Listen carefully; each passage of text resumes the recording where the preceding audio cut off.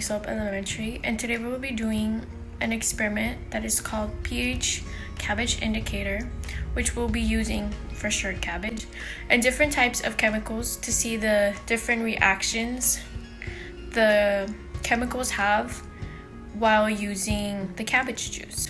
I will suggest for you guys to do this with your parents because the chemicals is not necessarily like chemicals, but it's just stuff that you guys have at home that your parents might be a little aware about you being around those chemicals, but it's actually very interesting to see how the reaction of the cabbage makes the chemicals turn into different colors.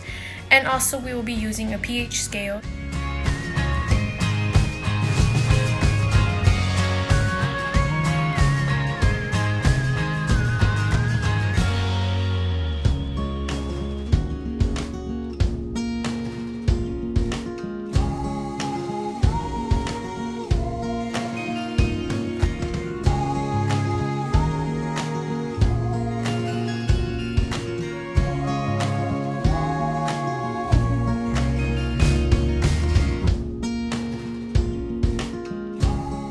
As you can see, I will be using Clorox, vinegar, Windex, and grease remover as our acids.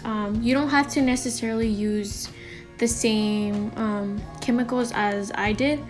You guys can also use lemon juice, baking soda, and just different things that you can replace as an acid. So I will start to pour the cabbage juice into the acids.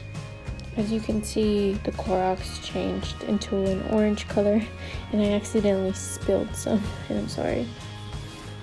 The Windex, there wasn't really a change in the color, and the grease remover turned into a bluish, greenish color. And obviously the water is not an acid, so there was no change. For this experiment, we will be using a pH scale to identify whether the chemical is acidic, neutral, or alkaline. For our first chemical, which we used was Clorox, it was more around the yellowish area, so it could be 2, 3, and 4. For the vinegar, there was more of a reaction, which turned it pink, so maybe we are under 0 and 1. The Windex, there was absolutely no change, and the degreaser turned into a bluish, greenish color, so it's on the alkaline area. And water has no change because it's not an acid. The purpose of this experiment was to see what was the reaction of the acid when you would pour in cabbage juice, and also we used the pH scale to identify whether the acid was acidic, neutral, or alkaline. And I hope you guys enjoyed watching me do this, and I hope you guys are staying safe at home.